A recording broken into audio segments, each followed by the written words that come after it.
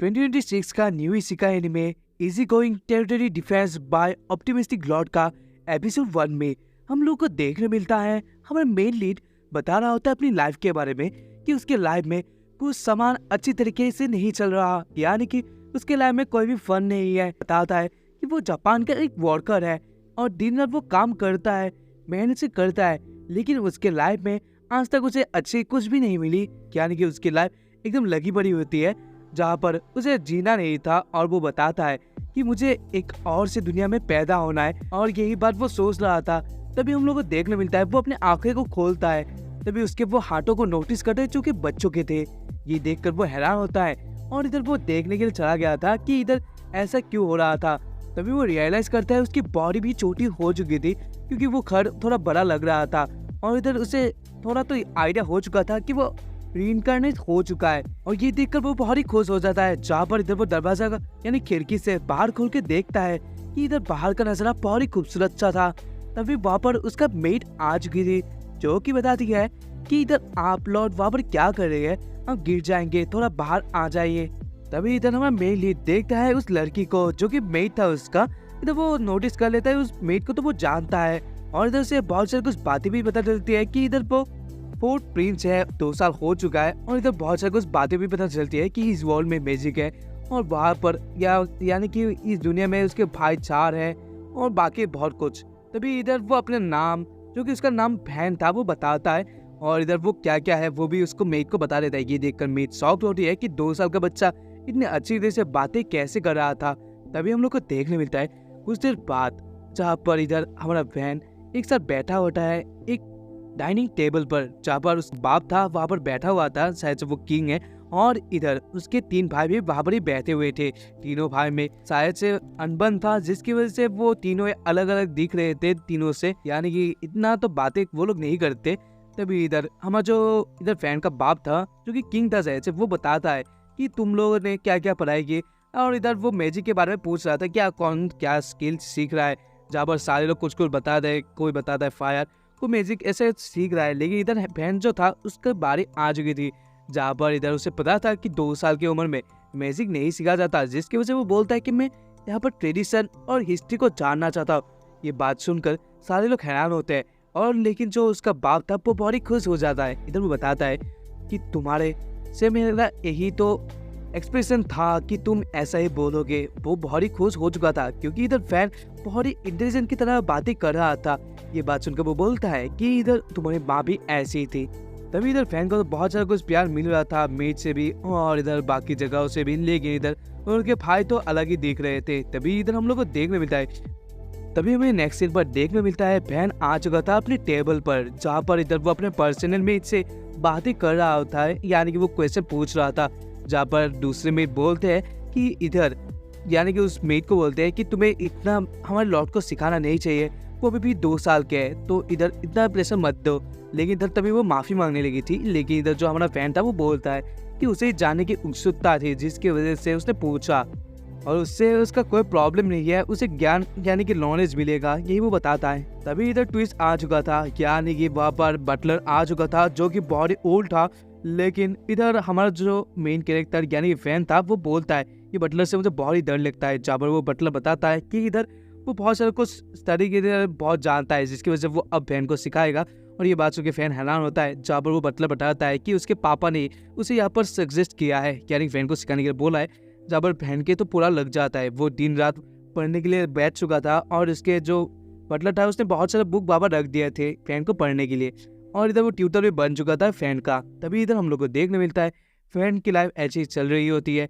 वो 2 से 4 साल का आ चुका था, जहाँ पर इधर 4 साल में वो स्वॉर्ड की ट्रेनिंग करने लगा था अपने मेट के साथ, जहाँ पर वो दोनों एक साथ मस्ती मजाक करते हैं। फिर इधर क्या बकचोदी वो लोग करते हैं, मैं सारा कुछ नहीं समझाऊंगा। जहाँ पर इधर हम लोग को देखने मिलता है इधर हमारा फैन पहुंच चुका था 5 साल में, जहाँ पर इधर वो दूसरों के साथ यानी कि अपने दोस्तों के साथ खेल रहा था स्वॉर्ड से। और इधर बाकी जो लोग थे, दूसरे जो बच्चे होते हैं, वो फैन के स्किल से बहुत ही इम्प्रेस होते हैं, क्योंकि इधर वो इतना छोटा था लेकिन तब भी बहुत ही अच्छा स्वॉर्ड फाइट कर लेता था। जहाँ पर इधर हम लोग को देखने मिलता है तभी एक और वहाँ पर उसके ऊपर जमीन गिर चुका था, यानी कि इधर वहाँ पर कमांडर आ चुका था। उन लोग के जो क्या बोलते हैं उन लोगों सिपाही में से कमांडर वहाँ पर पहुँच चुका था, जो कि इधर हमारे फैन को बताता है कि इधर वो उसे सिखाएगा कैसे नाइट बनते हैं, स्वॉर्ड फाइट कैसे करते हैं। वो उसे नंबर 1 वर्ल्ड में बना के रहेगा, वर्ल्ड में नहीं काउंट्री में बना के रहेगा, यानी कि वो स्वॉर्डमैन बनाएगा उसे, ऐसा वो बताने लगा था। जहाँ पर इधर फैन बताता है कि लेकिन वो स्वॉर्डमैन के साथ पढ़ाई भी करना चाहता है क्योंकि वो दोनों ही पसंद करता है।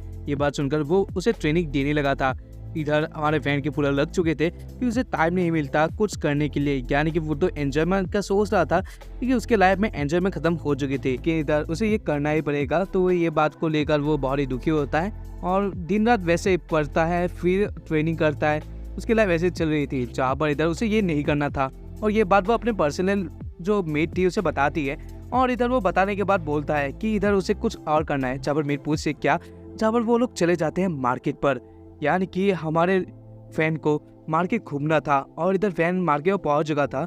जहाँ पर इधर मार्केट को देखकर बहुत ही खुश होता है और इधर जो मेट थी वो बताती है कि मार्केट बहुत ही बड़ा है क्योंकि ये काउंटी का सबसे बिगेस्ट मार्केट है। और तभी वो लोग वहाँ पर एक ट्रेडिंग ऑफिस पर पहुंच चुके थे जहाँ पर बहुत सारा कुछ सामान आते हैं और इधर वो एक बड़ा सा ऑफिस था। ये देखकर हमारा फैन बहुत ही खुश हो चुका था। तभी उसी समय पर वहाँ पर एक बहुत बुरा सा आदमी आ चुका था जिसके पास एक बच्चा था जो कि स्लेव की तरह लग रहा था और इधर वो उसे पकड़ के लेकर आ रहा था। कि देखकर फैन पूछता है तुम इस लड़के को क्यों लेकर आ रहे हो ऐसे। तभी इधर वो आदमी बताता है कि मेरा बच्चा है तो मैं इससे जो भी करूँ, मैं इसे बेचूंगा, जो भी करो मेरी मर्जी। और ये बात सुनकर पूछता है ऐसा करना क्या अलाउ है। और इधर जो मेट थी वो बताती है कि ये पॉसिबल है क्योंकि इधर बच्चों जो लोग पोर होते हैं वो अपने बच्चों को सेल करके पैसे कमाते हैं यहाँ पर, ऐसे वो बताते हैं। ये देखकर फैन को बहुत बुरा लगता है। जहाँ पर जो उस ऑफिस का यानी कि जो जिसके पास वो ऑफिस था वहाँ पर जो लेडी यानी कि जो ओनर है वो वहाँ पर पहुँच चुकी थी और जब वो बहन को देखकर बहुत ग्रीटिंग करने लगी थी। और जब वो बताती है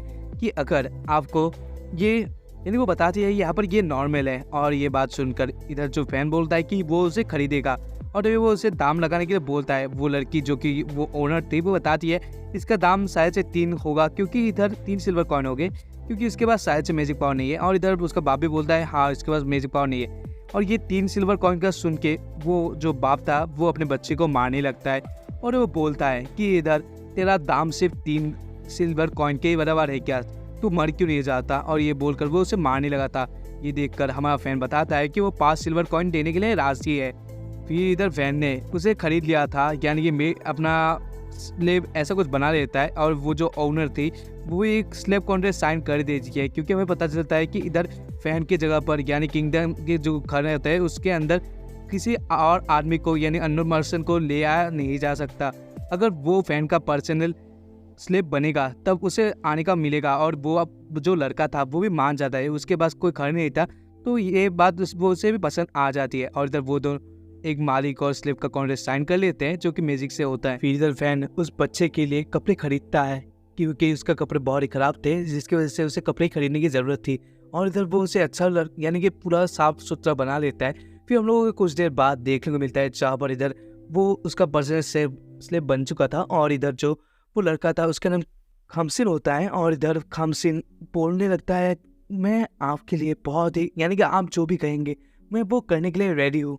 खमसिन बहुत ही डिफरेंट लग रहा था, यानी पहले से तो बहुत ही डिफरेंट लगता है। और इधर फिर भी हमें देखने को मिलता है वहाँ पर उसी समय पर पहुँच जाता है वो आदमी यानी कमांडर जो कि इधर हमारे फैन को ढूंढ के आया था। लेकिन इधर जो कास्मिन था, कासामिन क्या नाम है इसका, वो बोलता है कि इधर फैन नहीं है तो इसी वजह से वो कमांडर खमसिन को ही लेकर चला जाता है, यानी कि वो उससे ट्रेनिंग देगा। फिर हम लोग को देखने मिलता है कुछ देर बाद जो कि इधर 8 साल हो चुके थे फैन का, तो इसी वजह से उसे मैजिक मिलने वाला था।